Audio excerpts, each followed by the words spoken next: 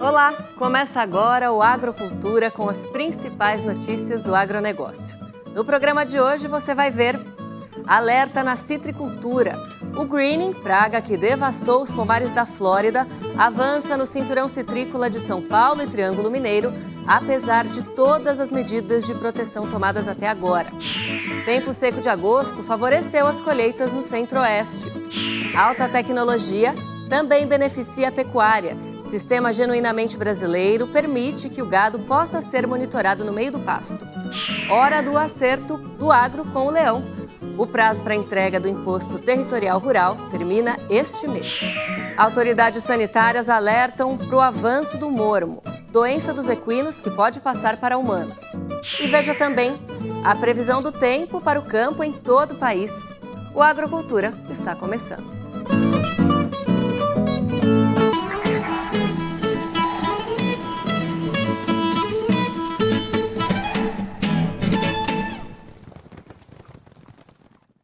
O greening, praga que dizimou os laranjais da Flórida nos Estados Unidos, o que fez com que o Brasil se tornasse líder mundial na exportação de suco de laranja, acelera o contágio de plantações em São Paulo e Triângulo Mineiro, os maiores produtores nacionais.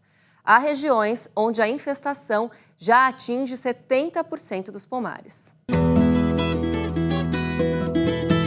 O levantamento anual da incidência de green feito pelo Fundo de Defesa da Citricultura, o Fundecitrus, indica que a doença disparou nesta atual safra. O crescimento que ocorre há alguns anos, seguidamente subiu de 24,42% em 2022 para 38% em 2023.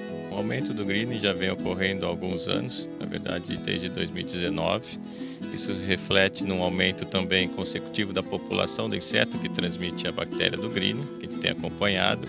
E esse ano nós tivemos realmente um susto bastante desagradável, porque no ano passado, na primavera-verão, nós tivemos uma população muito alta da incidência de insetos vetores, que é o psilídeo, que se reflete agora 8 a 10 meses depois. Este foi o maior aumento do green de toda a série histórica desde 2008. Com um crescimento de 56%, a situação é preocupante em todo o cinturão citrícola de São Paulo e Triângulo Sudoeste Mineiro. Nos outros anos nós tínhamos um aumento em torno de 8, 10%. Então é bastante, quer dizer que a doença deu uma acelerada.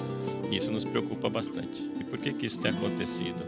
Muitas vezes a gente percebe um controle inadequado do inseto nos pomares, ou seja, uma qualidade de pulverização, que a pulverização não cobre toda a planta, ou intervalos muito longos de pulverizações. E mais recentemente a gente detectou um problema bastante grave, que é a seleção de populações resistentes do psilídeos aos principais inseticidas utilizados na citricultura, que são os neonicotinoides e os piretroides. E aí esses produtos deixaram de ser eficientes. O momento continua exigindo mais esforço e estratégia dos citricultores para o controle mais eficaz da doença. Uma das principais causas do avanço do green, segundo o Fundecitrus, tem sido a prática de se manter árvores doentes em pomares comerciais, principalmente das árvores em produção, com controle insuficiente do psilídeo. Quando ele deixa de eliminar as plantas doentes nos seus pomares, ele mantém aquela fonte de bactéria de uma forma permanente e fica muito dependente da ação, da proteção que ele vai conseguir com os inseticidas. E se os inseticidas apresentam alguma falha ou ele tem alguma falha na sua pulverização, esse inseto vai ser capaz de chegar até essa planta doente, ter acesso à planta doente, se alimentar da planta doente, adquirir a bactéria vai se multiplicar nesse inseto e esse inseto vai passar a disseminar a bactéria com uma maior facilidade entre os pomares vizinhos ao redor daquela planta doente. A quantidade de laranjeiras afetadas com green aumentou consideravelmente em todas as regiões e tamanhos de produtividades, com maior incidência nas regiões de Avaré e Duartina, onde a doença passou de 30% para 55% das plantas contaminadas, e também em Altinópolis, passando de 14% para 40%. Outras regiões bastante problemáticas são as regiões de Limeira e Brotas, com mais de 70% das plantas doentes, seguida pela região de Porto Ferreira, também ali no leste e sul do estado de São Paulo. O pesquisador do Fundecitrus explica que o clima também ajuda a entender o cenário de aumento da incidência da doença. O clima tem um papel bastante importante, no greening, quando ele regula o fluxo vegetativo da planta, que é quantas vezes a planta emite novos brotos por ano. porque esses brotos é onde o psilídeo vai se alimentar e vai transmitir a bactéria. O pesquisador explica que o manejo correto será determinante para reduzir a incidência do greening. É importante que os produtores que estiverem localizados dentro de uma mesma região, que eles ajam conjuntamente nesse manejo do greening, né? Todos devem ter o mesmo rigor no controle tanto do inseto vetor como das plantas doentes, tá? Porque o produtor sozinho ele não vai conseguir ter um êxito muito grande no seu controle, porque ele pode continuar recebendo os insetos contaminados de fora, vindo de outras propriedades que não realizam o manejo. Então esse pacto entre os produtores, essa ação conjunta e coordenada de controle dos produtores é bastante importante. Ou seja, os citricultores se unem, discutem sobre as ações em que eles vão praticar o manejo e, além disso, o Fundecis auxilia no que a gente chama de ações externas, onde a gente mapeia as propriedades em que os psilídeos e as plantas contaminadas estão presentes e sem nenhum controle, e faz a substituição dessas plantas de citros por outras frutas, né, evitando que o inseto crie nessas plantas doentes e passe para os pomares comerciais. Quando o produtor usa produtos do mesmo modo de ação, né, cada inseticida tem um modo de ação sobre o inseto. Se ele fica repetindo esse mesmo produto seguidamente, ele seleciona dentro da população do inseto vetor, o psilídeo, ele seleciona aqueles que são resistentes. E repetindo esse produto, aquele psilídeo resistente, ele vai se multiplicando e aumentando a sua frequência dentro da população, ao ponto de que eu vou aplicar o inseticida e eu não consigo mais matar os 90%, 100% do inseto que eu matava antes, eu vou matar 30%, 20%. Veja a seguir no Agrocultura. Clima em agosto favoreceu colheita de grãos no Centro-Oeste. Prazo final para pagar o ITR está chegando. Autoridades sanitárias chamam atenção para o avanço do mormo, doença dos equinos que pode passar para humanos. Nós voltamos já.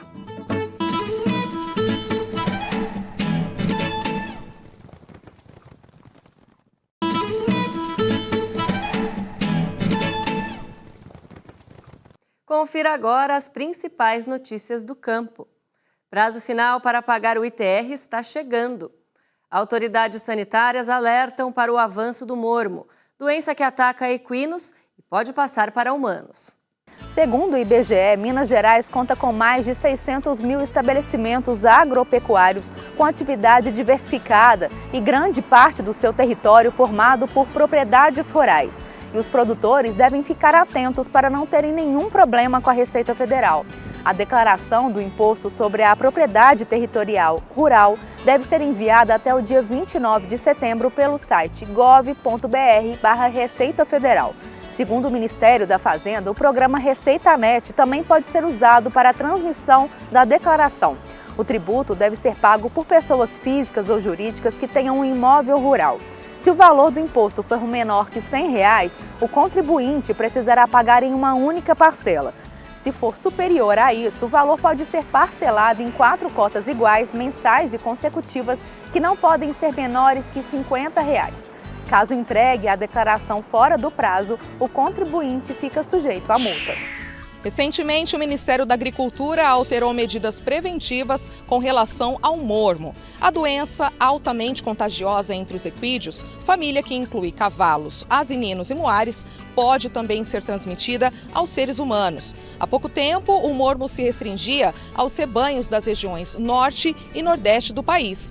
Em Mato Grosso do Sul, já foram confirmados 88 casos num espaço de 8 anos. E para o Serviço de Defesa Sanitária Animal, a suspensão da obrigatoriedade do exame laboratorial de todos os animais foi demanda do próprio setor. Para o presidente da Agência de Defesa Agropecuária de Mato Grosso do Sul, os organizadores de eventos que tenham aglomeração de animais deverão avaliar os riscos de não realização de exames prévios. O promotor de qualquer evento, ele pode exigir ou solicitar que os animais que vão participar desse evento, ele seja obrigatório o exame de mormo. Aí, se o animal tiver o sintoma e for confirmado através do laboratório, esse animal vai para sacrifício. Veja agora outras notícias do campo. A Conab divulgou um balanço de como o clima afetou as lavouras no mês de agosto. Nossos repórteres mostram a situação nas principais regiões produtoras. Aqui no Rio Grande do Sul, a semeadura da próxima safra de milho já começou. A operação está mais avançada na região oeste do estado. As chuvas frequentes e as temperaturas mais elevadas favoreceram a cultura, mas a presença da cigarrinha no milho tigueira começa a causar preocupação no estado, levando parte dos produtores a aumentar as medidas de controle. Já em relação ao trigo, a maior parte da safra apresenta um desenvolvimento satisfatório. As temperaturas elevadas aceleraram o ritmo de crescimento e de desenvolvimento das lavouras gaúchas. As chuvas registradas em agosto favoreceram em especial os cultivos mais tardios. Veja agora os efeitos do clima em Santa Catarina com o repórter Léo Costa. Pois é, Rafael, aqui em Santa Catarina, os acumulados de chuva no mês de agosto ficaram entre 90 e 120 milímetros. Os valores de armazenamento de água se mantiveram entre 45% e 60%, chegando a 75% em algumas áreas.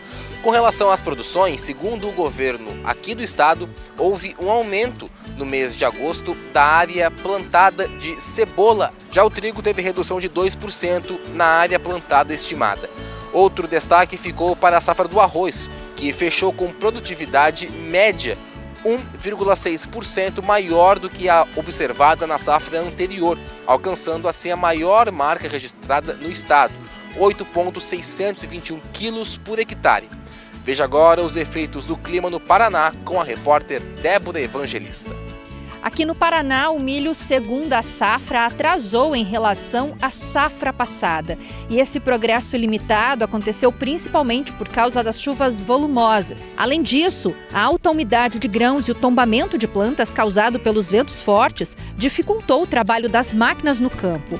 Segundo o Departamento de Economia Rural do Paraná, 77% das lavouras se desenvolveram em condições climáticas favoráveis, 21% em condições intermediárias e 2% em condições ruins. A maior parte das lavouras paranaenses estão nos estágios de frutificação e maturação. Também há registros de lavouras paranaenses com falhas de germinação e perdas por desempenho ocasionadas por temperaturas elevadas. Veja agora os efeitos do clima em Minas Gerais com o repórter Henrique Silva. Olá, Débora. Vamos saber agora então como está a situação em Minas, na região sudeste. O território mineiro, o Espírito Santo e também o Rio de Janeiro receberam chuvas mais abundantes. Valores de armazenamento de água no solo inferiores a 15% foram registrados em quase toda a extensão de Minas Gerais. Em Minas Gerais ainda é aguardada a redução da umidade dos grãos em campo, mas a colheita já foi finalizada nas áreas mais quentes do estado. Veja agora os efeitos do clima no Mato Grosso do Sul com o repórter Rafael Ferreira. Pois é, Henrique, aqui no Mato Grosso do Sul, o mês de agosto passado foi marcado com a falta de chuvas que ficaram abaixo da média histórica prevista para o estado no mês. Isso aconteceu devido à atuação de bloqueios atmosféricos que inibiram a formação de nuvens e chuvas, favorecendo assim o tempo seco no estado. Já nos estados vizinhos de Goiás e Mato Grosso, foram registrados apenas 60 milímetros de chuva, mas mesmo assim não atrapalhou a colheita no Mato Grosso. A colheita de milho de segunda safra atingiu 84% da área cultivada. Em Goiás, a baixa umidade do ar favoreceu a evolução da colheita no estado, colaborando assim com a secagem dos grãos. Veja agora os efeitos do clima em Sergipe com a repórter Selma Souza. Pois é, Rafael, no decorrer do mês de agosto, Sergipe foi um dos estados do Nordeste que registrou volume intensos de chuva, entre 30 e 60 milímetros. Com isso, o armazenamento de água no solo permaneceu entre 15% e 30%. O período de agosto foi chuvoso e causou a paralisação da irrigação. Foi necessário que alguns produtores solicitassem o apoio da Companhia de Desenvolvimento Regional de Sergipe para abrir valas e escoar toda essa água, para não prejudicar a safra de milho e de batata doce. Além disso, as produções de feijão apresentaram dados positivos em virtude das condições climáticas favoráveis que permitiram a maturação e a colheita do produto. Veja agora os efeitos do clima no Pará, com a repórter Rayana Serrão. Pois é, Selma, o Pará registrou um volume baixo de chuva em agosto, com a temperatura máxima chegando a 34 graus. Esse tempo bem quente aqui no estado ajudou na safra do abacaxi. O estado é o maior produtor do fruto, de acordo com o IBGE. Os agricultores paraenses produziram mais de 360 mil toneladas do produto.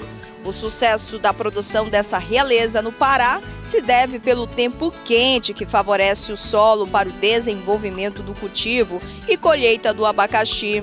A safra deve prosseguir até o final do chamado verão amazônico no Pará. Veja agora os efeitos do clima em São Paulo com o repórter Júlio Penariol. Pois é, Rayana, aqui no estado de São Paulo, as chuvas em agosto não foram nada intensas. E o acumulado pelas regiões, na média, variou entre 20 e 60 milímetros de acordo com o sistema Tempo-Campo. Já as temperaturas, essas sim foram bastante elevadas, com máximas que superaram a casa dos 30 graus, como no noroeste paulista. Essa combinação deixou o armazenamento de água no solo bem baixo, inferior a 15% em praticamente toda a extensão do estado. As plantações de milho safrinha estão em fase de maturação e colheita, e embora a produção deva ser 4% maior na comparação com a safrinha do ano anterior, a produtividade no fim deve cair mais de 10% por causa da falta de chuvas. E agora vamos saber do tempo para o campo com Estael Cias, da Metsul Meteorologia de São Leopoldo, Rio Grande do Sul, especialmente para o Agrocultura. Olá, você que nos acompanha nesta edição do Agrocultura. O destaque desta semana em todo o território nacional é uma bolha de ar seco que impede a chuva nessas áreas do Mato Piba, do centro-oeste, sudeste do Brasil, e vários dias seguidos com a presença do sol faz com que a temperatura volte a subir, marcas elevadas de temperatura, baixa umidade, trazendo um cenário de tempo mais seco, ainda numa condição de inverno. Por outro lado, o sul do Brasil tem até uma elevação da temperatura depois do frio do amanhecer, mas o destaque é o retorno da chuva. A chuva volta a ocorrer especialmente entre o Rio Grande do Sul e Santa Catarina, trazendo de novo a perspectiva de volumes altos de precipitação que podem, mais uma vez, trazer transtornos a partes do território gaúcho, que neste mês de setembro tem sofrido demais com excesso de precipitação, com vários rios que estiveram em situação de cheia, com várias famílias que tiveram deixado as suas casas, e sem falar das perdas agrícolas em todo esse cenário de enchente, de inundação e de rios muito altos em razão da chuva. A perspectiva é de que áreas da metade sul e leste sejam as mais afetadas nesta semana. Chove também em Santa Catarina e parte mais no sul do Paraná. Agora, no finalzinho do mês, na verdade já na virada do mês de setembro para outubro, a chuva começa a subir e devemos ter o retorno da instabilidade na virada deste mês, chegando a Mato Grosso do Sul, parte de São Paulo, Minas Gerais e também aqui Espírito Santo e Rio de Janeiro. A gente percebe que até o comecinho de outubro ainda teremos o cenário de tempo muito seco no Mato Piba, em Goiás, também em Mato Grosso, parte mais norte de Minas Gerais. Então o sul do Brasil, ainda na virada do mês, volta a ter instabilidade com a passagem de uma frente fria, sistemas de baixa pressão atmosférica, fazendo com que provavelmente o mês de setembro no Rio Grande do Sul termine como um dos meses mais chuvosos da sua história climática, devido a esses vários eventos sucessivos de precipitação que são resultado já da influência do fenômeno climático El Niño, que nesta última semana apresentou um aquecimento de 1,5 grau, 1,6 grau, na verdade, na região do Oceano Pacífico Equatorial, e segue se intensificando pelo menos até o começo de 2024. Veja a seguir no Agrocultura. Pecuária também se beneficia das novas tecnologias que impulsionam o agro brasileiro. O gado agora já pode ser monitorado no meio do pasto. Nós voltamos já.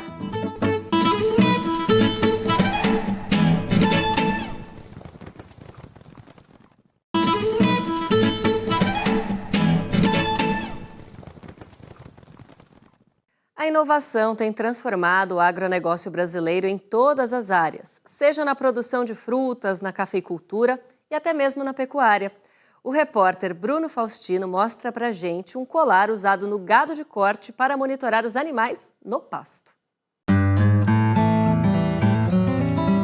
Boi a pasto, uma marca da pecuária brasileira. Um dos principais setores que a gente tem no país hoje, né? Movimenta muito o PIB brasileiro. E a pecuária de corte vai ajudar a alimentar o mundo, né? Cada vez aumenta mais a população, então é no corte que a gente vai conseguir bancar toda essa população que está cada vez tendo mais fome, né, no mundo inteiro. É um negócio bilionário. Em 2022, o faturamento da atividade fechou o ano em quase 375 bilhões de reais. Nós temos um rebanho tão grande que tudo que a gente mexe nele, ele é viável, ele viabiliza muitos negócios por uma questão, assim como na agricultura e na pecuária, escala. Então a gente precisa estar trabalhando com escala para que a gente possa ter boas entregas a esse mercado nacional. A pecuária extensiva vem passando por uma verdadeira revolução nos últimos anos e a tecnologia tem sim a sua parcela de contribuição. Se comparar, por exemplo, áreas de pastejo, de pasto e criação dos últimos 20, 30 anos com agora, a gente tem menores áreas e mais produção. Então o Brasil em si ele é muito rentável, né? A produtividade é muito alta já. E agora é dados, né? Entender o animal na nuvem, né? Que a gente fala. Olhe bem para esta imagem. Percebeu algo diferente? Afinal, que colar é esse? Para que serve? A gente bota um colar no animal, né? Como está aqui. A gente bota uma antena na propriedade com um alto alcance de área, né? A gente envia a cada 10 minutos para o produtor no celular onde o animal está, localização. Caso o animal fuja, seja roubado, a gente vai um alerta. Caso o animal abaixe a atividade dele, está caminhando menos, pode ter uma doença, a gente alerta o produtor. Então eu digo, né? A gente consegue ver o bem-estar do animal ali. Se o animal tem um padrão, ele segue esse padrão todos os dias, né? No momento que ele mudar o padrão, ele vai alterar o comportamento e eu vou te alertar. Então a gente pode salvar a vida de um animal sabendo antes da doença se instaurar, né? Antes de começar a apresentar algum sinal clínico, a gente alerta o produtor. Ó, esse animal tem uma mudança de comportamento. Então, para bem-estar, para saúde, para reprodução, para segurança patrimonial, que a gente faz também, eu creio que o Instabov e tecnologias parecidas são o futuro. E por que você pensou nessa tecnologia? Como é que você pensou? De onde veio o start, a ideia? Legal. Eu sou formado em engenharia, né? E aí em 2015 eu larguei minha empresa de engenharia e fui para a fazenda com meu tio, entender o negócio da família. E comecei a testar alguns animais lá e de cara, os primeiros 2 meses me roubaram alguns animais. E eu pensei, o que eu posso fazer para mim não estar vendo os animais e saber que eles estão bem? Então, de lá para cá, 7 anos depois, desenvolvendo N coisas no caminho, né? Pró e contras, estamos lançando agora o Instabov. A tecnologia do colar registra as informações dos animais a cada 10 minutos. E o melhor, ela dispensa a conexão com a internet tradicional. Eu consigo ver os animais de noite parados, dormindo, né, deitados, quando eles levantam, o animal foi tomar água, o animal foi no coxo, o animal trocou de piquete, né, de pasto. Então eu consigo ver os animais a cada 10 minutos, os ícones do mapa se mexendo. Então é um Big Brother das vacas, na realidade, né? Eu sei que eles estão fazendo o tempo inteiro na fazenda. Para chegar ao mercado, o equipamento contou com uma parceria de uma grande empresa nacional. E a gente está sempre fazendo um mapeamento de mercado e neste mapeamento o que a gente busca? Qual que é as estratégias para o futuro? Para onde caminha o agro? Para onde as coisas estão seguindo? E dessa forma, no que a gente chama muito mineiramente falando de rumo, qual que é o rumo do agro brasileiro? Qual que é o rumo do agro mundial? E um dos itens desse rumo seria a questão, por exemplo, da terceirização do serviço no meio rural e a questão da digitalização, que é algo que não tem mais como ficar sem. Dessa forma, na digitalização a gente buscou, em torno do nosso negócio arame e arame para cerca, qual seria a melhor forma de nos aproximarmos de algo digital que fizesse sentido para a gente em relação às nossas cercas. Então nós definimos uma estratégia e fomos atrás de empresas desse segmento, da linha de tecnologia, da linha de digitalização, da linha que pudesse me conectar com um satélite e falasse através de um GPS aonde está o meu animal. E aí a gente chegou até a Instabov. Uma empresa pequena, uma startup que tinha uma boa ideia, ubicada aqui no Rio Grande do Sul, em Santa Maria, e começamos a fazer uma primeira POC, ou uma experimentação de campo. Mas estamos no nosso, então, segundo para o terceiro ano de trabalho, onde a gente tem a implementação já de animais a pasto e agora entrando num caráter já comercial, para que a gente possa, junto ao mercado, começar a entregar isso. A gente lançou faz 2 meses a tecnologia, a gente está com quase 2.000 colares já vendidos para Mato Grosso do Sul. A gente tem clientes no Rio Grande do Sul e Mato Grosso do Sul hoje, né? Mas tem mais animais para Mato Grosso do Sul, Mato Grosso, para Bolívia. Essa tecnologia se adequa só a um grande produtor ou eu posso também ser um pequeno produtor e ter esse controle na palma da mão? Não, a tecnologia para ser democrática. Eu posso monitorar 2 vacas ou 10 mil vacas. Então todos podem ter esse acesso. Essa inovação é uma tecnologia genuinamente brasileira. Quando eu tive a ideia, em 2015 para 2016, não tinha nada no mundo. A gente pensa, será que eu tô doido sozinho, né? Aí em 2017 surgiu algo parecido na Austrália. Hoje tem em torno de 8, 9 empresas no mundo fazendo algo muito semelhante. Então eu sempre gosto de dizer para os produtores, daqui para frente não volta para trás, só evolui, só melhora. Então com certeza a tecnologia veio para ficar e espero que exploda rápido no Brasil, né? O Agrocultura termina aqui, volta no próximo domingo às 10 da manhã. Obrigada pela sua companhia e uma ótima semana.